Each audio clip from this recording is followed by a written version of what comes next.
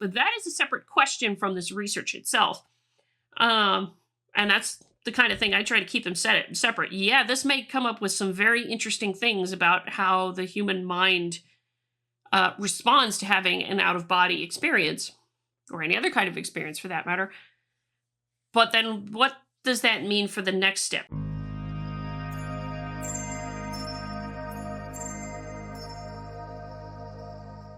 So every so often, I like to have a little change of pace where what I focus on in a video is simply something interesting, fascinating research-wise that's going on, because obviously there's certain issues with science and academia and things like that, but that doesn't mean there's not some interesting research that's out there too. And this one caught my attention recently when I was scanning Science Daily.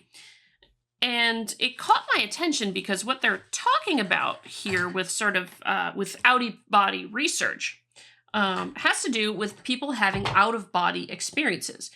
So out-of-body experiences they've made popular news and culture-related things for some time, and so I think this is probably the best description of one from PMID, which I think is from one of the here it is, one of the medical journals. Apologize, I can't remember exactly which one off the top of my head, but I'll provide a link for you if you'd like to read it. But this first part actually really describes the idea of what an out-of-body experience is pretty well if you are unfamiliar with it. Out-of-body experiences and their neural basis. They are linked to a multisensory and cognitive processing in the brain.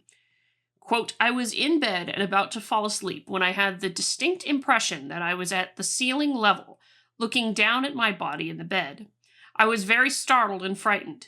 Immediately afterwards, I felt that I was consciously back in the body on the bed again. Out-of-body experiences, as described by a person here, are characterized by a location of the self, or one's center of awareness, outside one's body, an impression of seeing the world from an extracorporeal, elevated perspective, and an impression of seeing one's own body from this perspective. They are striking phenomena because they challenge the experienced spatial unity of self and body, or the experience of a real me that resides in one's body and is the subject of experience and action. So that I just read that just because it is a nice description of what an out-of-body experience is, because now we get into the research. And the other thing that plays into this is that there's also, if you're looking at the United States in particular, quite a fractured country that we have to deal with right now that has got a lot of problems with it, and dissension, and people who dislike each other, disagree with each other, and find it difficult, sometimes have it very difficult to live alongside somebody who thinks very differently from you about things. So this is why that together with the other thing about what an out-of-body experience is what caught my attention here. Out-of-body research could lead to new ways to promote social harmony. Out-of-body experiences, such as near-death experiences, can have a transformative effect on people's ability to experience empathy and connect with others, a scientific paper from the University of Virginia School of Medicine researcher explains. A scientific paper from University of Virginia School of Medicine researchers explains. There we go. And this is just to make the point, too, that a lot of people might be familiar with the out-of-body experiences because you do have some folks who talk about near-death experiences afterwards, and what it felt like. And it's like, oh no, I was sitting outside and talk about the same thing. And it makes, it becomes more common in news because of it was a near-death experience that somebody had, of course. So you nearly died and you saw this kind of thing happening, or you were outside your own body and you were watching the doctors work on you. Those kinds of stories do come up. The fascinating work from UVA's Marina Weiler and colleagues not only explores the complex relationship between altered states of consciousness and empathy, but could lead to new ways to foster empathy, particularly during a fractured time for American society and the world. Empathy is a fundamental aspect of human interaction that allows individuals to connect deeply with others, fostering trust and understanding, said Weiler, a neuroscientist with UVA's Division of Perceptual Studies. The exploration, refinement, and application of methods to enhance empathy in individuals, whether through OBE, out of body experience, related ego dissolution, or other approaches, is an exciting avenue with potentially profound implications for individuals and society at large. How out of body experiences affect empathy. Weiler's paper examines the possibility that the dramatic increases in empathy seen in people who undergo out of body experiences may result from what is known as ego dissolution, the loss of the sense of self. In these instances, people feel they have been severed from their physical form and have connected with the universe at a deeper level. Sometimes known as ego death or ego loss, this state can be brought on by near-death experiences, hallucinogenic drugs, and other causes. But people who undergo it often report that their viewpoint on the world and their place in it is radically changed. Quote, the detachment from the physical body often leads to a sense of interconnectedness with all life and a deep emotional connection with others, the researchers write. These sensations of interconnectedness can persist beyond the experience itself, reshaping the individual's perception and fostering increased empathy, thereby influencing personal relationships and societal harmony. Out-of-body experiences can seem more real than reality itself, the researchers note, and the sense of transcendental connectedness can translate into pro-social behaviors afterwards. Now, I'm going to put a note in this here in terms of what the hell do you define as a pro-social behavior?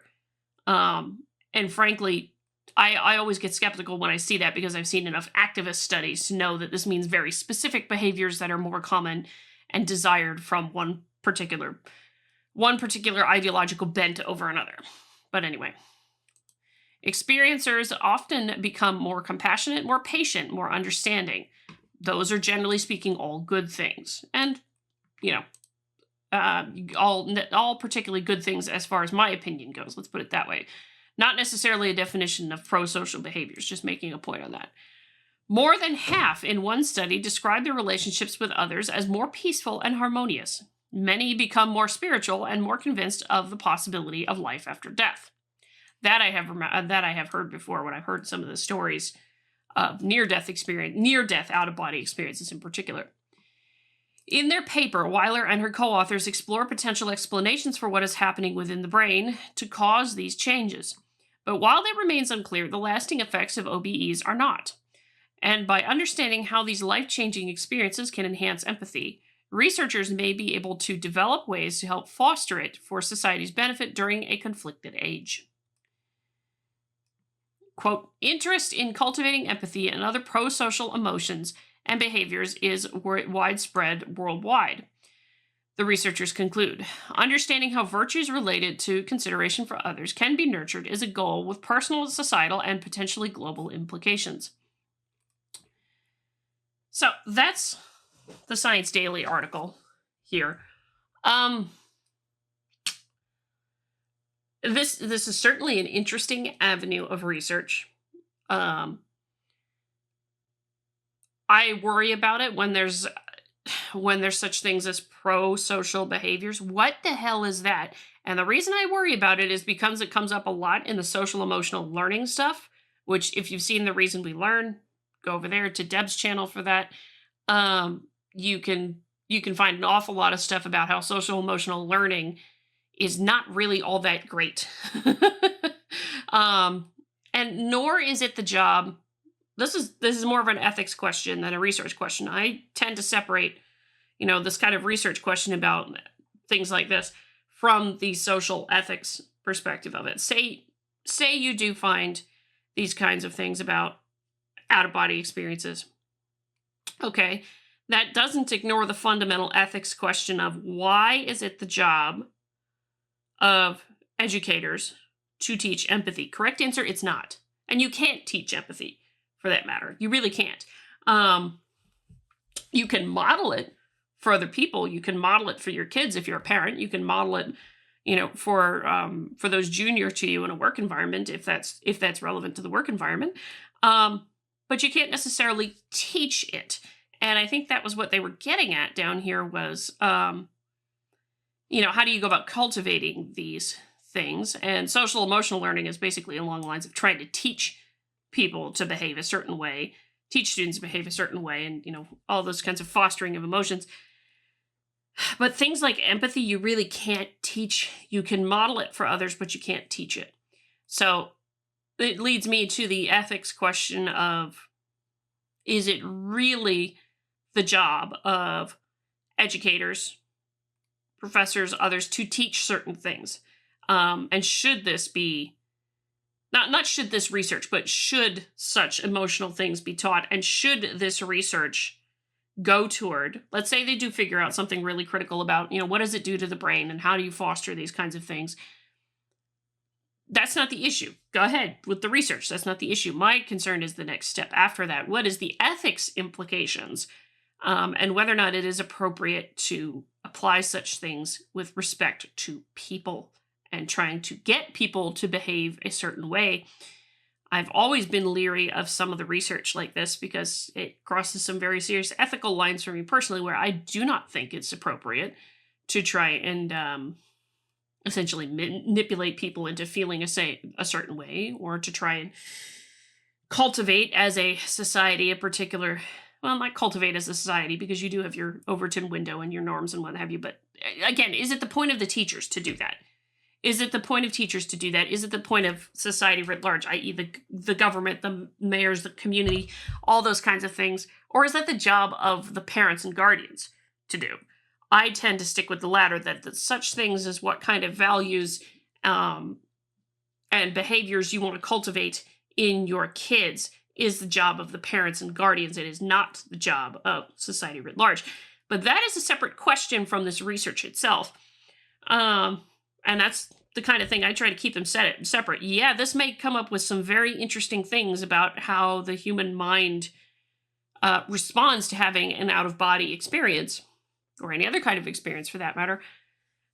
But then what does that mean for the next step? Should you even go there? Should that even be the role of society at all? I'm kind of along the lines of no with that, as much as I do think this is really curious research and interesting to know, because of the ethics problems that I think arise when you do that. But anyway, this is the curious, odd research that I wanted to talk about today, just to have some fun, talk about a little something different. But let me know what you think. Hit the like button on the way out the door, comment on the video, share the video, subscribe to the channel, all of that lovely good jazz. Until next time, I'm Adrian. Stay curious.